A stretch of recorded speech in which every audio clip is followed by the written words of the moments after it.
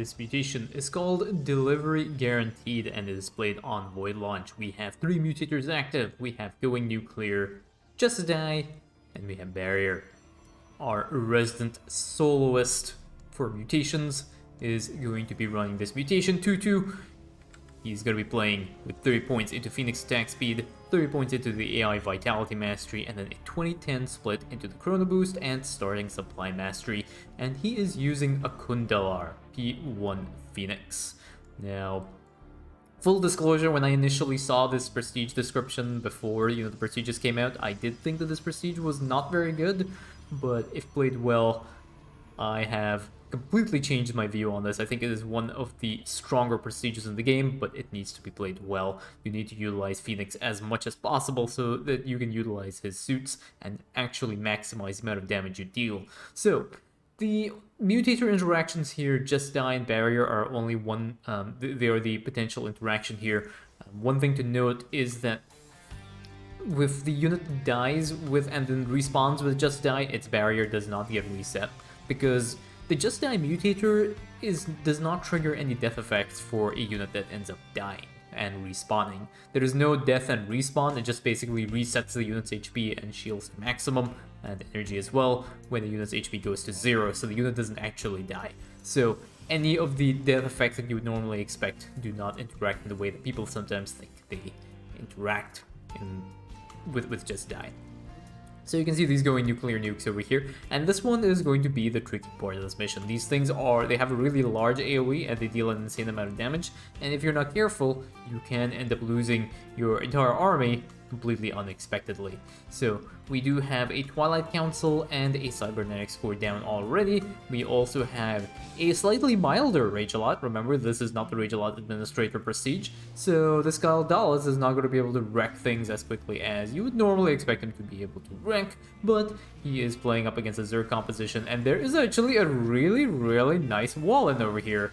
So this is actually one thing that you can do, is create a little bit of a wall in here, and now these Zerglings can actually get a wraparound on Dallas, and he is doing really well here. And you can see how the AI is trying to wrap around this gateway, but this is actually some fantastic positioning here.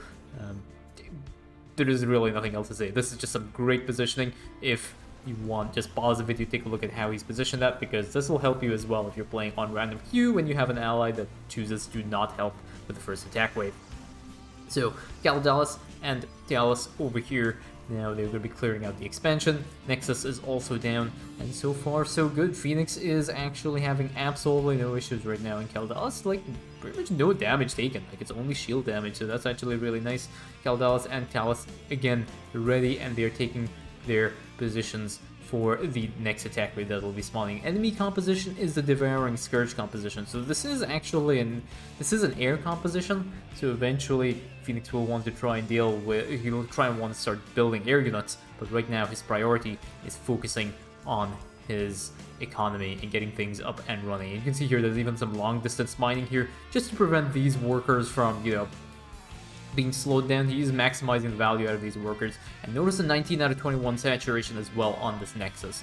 19 out of 21 means that you don't really need to get to the 21 out of 21 to maximize the amount of damage you can deal, or to maximize your amount of mining. But you can see here Dallas is jumping in right now, and that cleave is just going to increase the amount of damage he can deal just insanely. It is such an important ability, especially when you're up against a lot of low HP units here. So Dallas right now sitting at 43 kills, doing really well. But yeah, 19 out of 21 on Nexus. Always, the general rule of thumb is always go for 2 workers less than the recommended number, so the maximum number that's listed on your Nexus, and that is usually fine as an optimization. It's a very simple one that you can make. It saves you resources, it means you have to do less stuff, and you usually do not end up losing out a lot from that, so really good play here. So, the first set of shuttles have spawned, and what do we have in production right now? We have a pylon, we have a couple of probes, we have another simulator, and structure-wise, we have no starports, or no stargates, and no fleet beacons here. We do have a few adepts here, and I think Fenix will probably be using his Soul Ray Dragoon to just delete these shuttles very quickly. So his army is going to be moving out into position, and he'll have to be careful now. Nukes are available on the map, so he has to really pay attention to his army and make sure he does not end up randomly either moving his army to nuke or parking his army where nuke will eventually drop and try and kill him. So this is going to be a little bit tricky. So we do have Fenix now using his Solar Right Dragoon over here, and he's just going to end up just taking out this attack wave, and very carefully, whether you remember the Just Die Mutator is active and these shuttles will end up respawning, so Fenix is just going to be fighting off these hybrids as well, and as long as this shuttle wave is taken care of, I think he will have absolutely no problems dealing with any of these things. Fenix also moving now slowly over here, slowly starting to push in, and actually this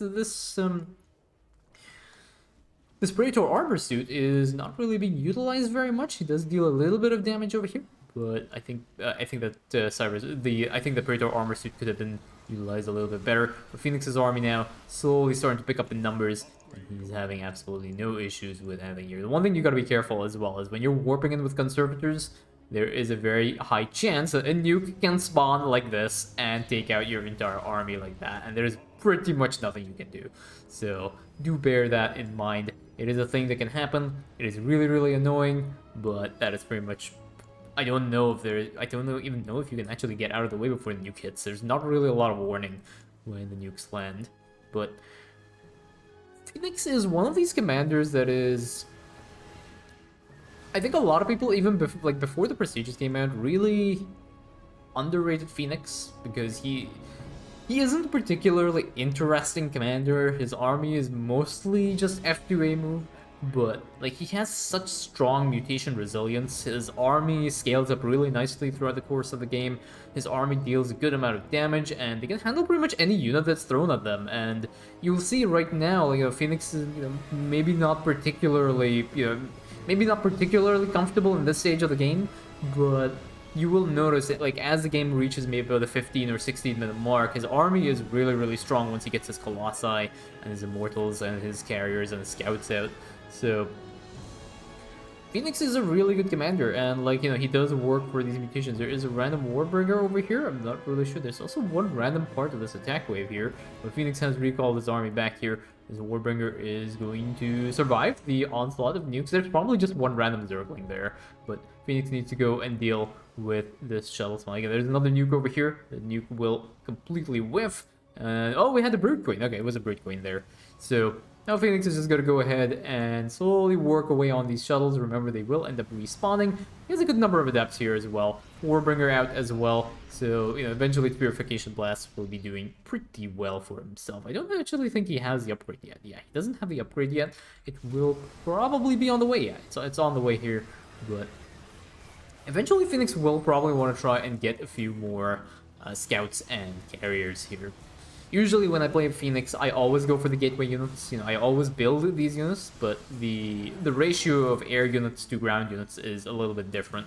So if I'm up against an air composition, for example, I'll build a few more Adepts, a few less Zealots, and then I'll build a few less Immortals and Colossi, and I'll build a few more Scouts and Carriers. So that is generally how I prefer to play Fenix. I always build gateway units. I always build pretty much every unit that Fenix has available, short of Disruptors.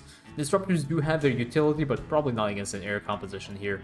The next attack wave has spawned right now, and Fenix is just slowly chugging away, slowly building up his army. He's getting the level 1 air attack upgrades, and he's already at the level 3 ground attack upgrades being researched here. And Galarian is out now as well, so that is also going to be really, really good. Lots of upgrades as well coming out here. Fleet Beacon, we have the Interdictor upgrade. This Interdictor upgrade is not going to be particularly important because the Interdictors are basically just bombers, so they deal the damage to ground units, but overall, the more upgrades that you can get for Galarian, the more upgrades you can get for his AI champions, the better off you'll be. There are still hybrids in the attack waves, so Galarian's upgrades are just not gonna. They're not gonna be wasted. They're gonna have some kind of utility. And Fenix's army now slowly just taking an interest in the rocks. They do also want to rock slap. They are following the gospel of Dahaka, which is when you see a rock, you slap the rock. And now Fenix's army is gonna be getting into positioning themselves over here, and they have to be a little careful. This is kind of a bit of a choke point, and it can get kind of risky because notice these nukes here. These nukes are such a powerful zoning strategy here, but the AI champion is just able to soak up a lot of the damage because they have the vitality upgrade here. So a few nukes coming down here, and Fenix's army will take an interest, and they will start to focus down these shuttles. These shuttles will end up respawning with Just Die, and eventually now these shuttles will end up going down. Like you can see here, the Just Die Mutator being a little bit annoying as well. Remember that with Just Die, all the unit's energies do get reset as well. So if you're up against Darren, aha, sucks to be you. But you're gonna have to deal with Ravens just getting their energies reset and Secret Missiling you another 2 times. So do bear that in mind. But the attack waves have been cleared out. Again, very good use of Fenix's recall. And one thing to note is that Fenix's Cyber's Arbiter suit is not subjected to the cooldown that the other 2 suits have. So you should be using Fenix's Cyber's Arbiter suit as a mobility solution for your army. You should be able to get them back in and out. And this is exactly what Fenix is doing. He's not keeping his army out on the map because it means he's going to have to pay attention to his army, which means his macro is going to be suffering as well. So he's moving his army right into the safe zone, keeping them in the safe zone. And when he needs to push out, he pushes out with his army, uses the Cyber's Arbiter suit to get into position as well. So Phoenix now is going to be slapping the rest of these rocks. No rocks should be left unslapped. And are these rocks going to yeah, Caldalis wants to slap those rocks, and finally those rocks go down as well. Now, Fenix is getting ready, uses the Cyber's Arbiter suit to recall his army and deal with this little... His research vessel is actually getting slowed down by a few of these units, which is being a little bit annoying. But eventually it is going to land and it is going to spawn this bonus objective now. And remember, there is a harass wave for this bonus objective, so that is something that Fenix wants to deal with. He has already dealt with one of these bonuses, and right now, and you'll see exactly, this is exactly what I was talking about. Like, Fenix's army, even at this stage of the game, is so ridiculously strong. His army is going to take a little bit of a hit there. No, he does not take a hit there. There are a few swarm hosts over here that are going to be attacking this research vessel.